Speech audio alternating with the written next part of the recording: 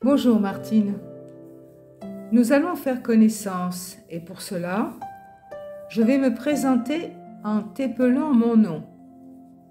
E, P, S, I, L, O, N, E. Et je vais m'attacher à vous exposer mon sujet en ce lundi 3 octobre 2011.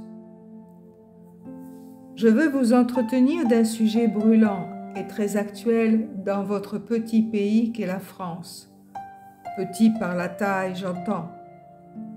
Je veux parler de la misogynie. Qu'est-ce que la misogynie? Voyons le dictionnaire et laissons Martine nous donner la définition de ce qu'est la misogynie. Nous t'écoutons, Martine. Misogynie, nom féminin. Haine, mépris pour les femmes. Bien, la définition est très claire, n'est-ce pas? Oui, me dites-vous. Parfait. Nous sommes sur la même longueur d'onde. Continuons.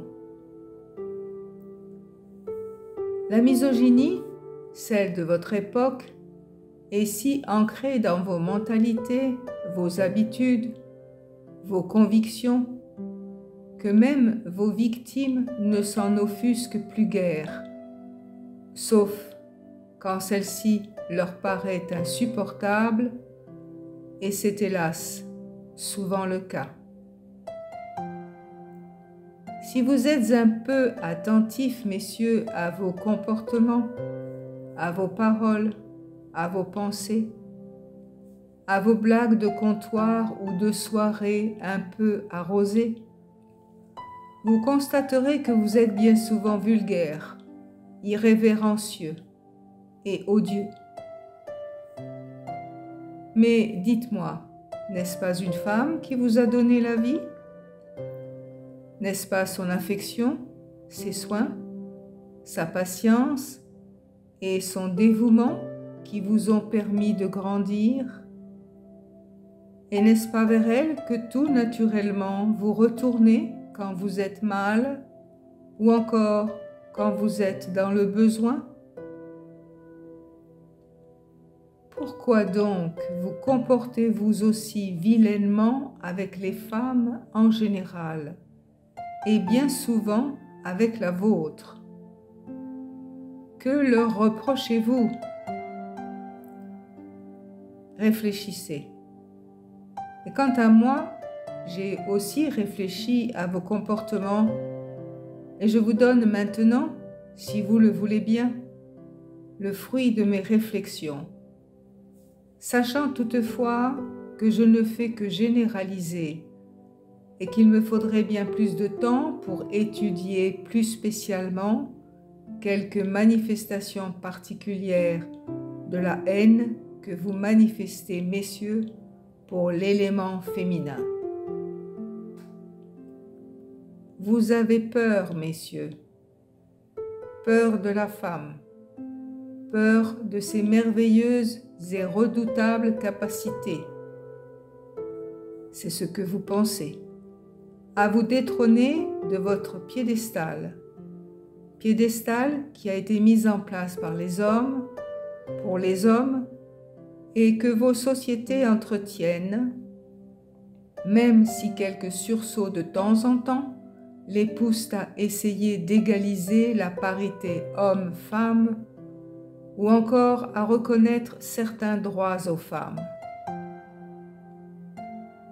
Je vais moi-même vous faire peur à mon tour, car, et j'en ris un peu, vous avez toutes les raisons d'avoir peur des femmes. Et vous avez toutes les raisons de craindre pour votre suprématie.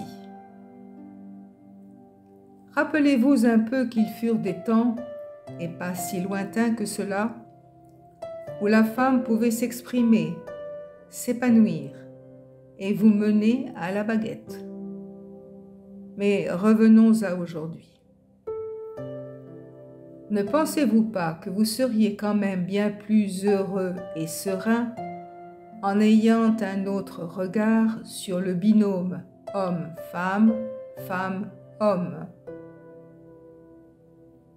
La peur d'eux, la haine, le mépris ne peuvent que vous nuire en vous entourant de ce qu'ils sont et de ce qu'ils véhiculent, des énergies de basse vibration.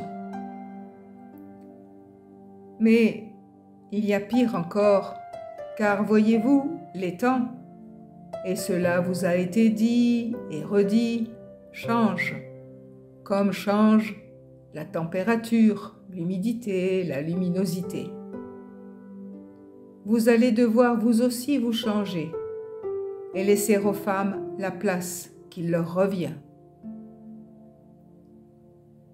Vous pourrez certes continuer à vous y opposer, mais cela ne pourra que vous mettre toujours plus dans des situations extrêmes. Car si vous pensez continuer à régner sur la femme, en l'écartant donc, vous oubliez une chose, c'est que sans ses forces, sans ses énergies, sans ses merveilleuses et efficaces capacités, vous allez vite dépérir et même vous éteindre. Comment cela se pourrait-il, me dites-vous? Comment? Tout simplement parce que vous ne pouvez pas vous reproduire autrement qu'avec son concours. Et même si vous essayez, vous n'y arriverez pas. Rire. Si cet argument ne vous convainc pas, je vous en oppose un autre qui est le suivant. Le Père, notre Sauveur et notre Créateur à tous, a bien créé la vie sous toutes ses formes, et la vôtre en particulier, avec ses deux polarités, homme-femme, et il a très bien fait les choses ainsi. Seul votre orgueil démesuré, votre bêtise tout aussi démesurée, et vos croyances dignes d'un autre âge vous ont détourné de ce qui était et de ce qui doit être à nouveau. Je veux parler de la parité homme-femme, de l'égalité des sexes, du respect à avoir et à manifester pour l'élément féminin. Nous sommes très souvent consternés des atrocités et des horreurs que les femmes subissent, de votre lâcheté, de votre ignominie, et nous vous disons que cela suffit. Vous perdez la tête, vous perdez la mesure, et vous aurez des comptes à rendre. Ces quelques paroles peuvent vous sembler être des menaces, j'en conviens. Mais comprenez aussi, mes bien chers frères de la terre, que nous ne savons plus non plus comment vous dire qu'à force de vous comporter en monstres, vous devenez des monstres. Et dites-moi, que faites-vous vous-même quand vous êtes face aux monstres? Vous les tuez, n'est-ce pas? Je préfère penser, messieurs, que vous reviendrez à plus d'égards, plus de considération et d'estime envers l'élément féminin, afin de rétablir l'équilibre et l'harmonie entre vos deux sexes, équilibre et harmonie indispensables à la solidité d'un couple et à la venue d'enfants heureux. C'est sur ces paroles d'encouragement, d'espoir et de confiance que je vais maintenant prendre congé de vous, en remerciant Martine qui m'a écouté pour la première fois et que je solliciterai à nouveau pour vous entretenir d'un autre sujet qui me tient à cœur.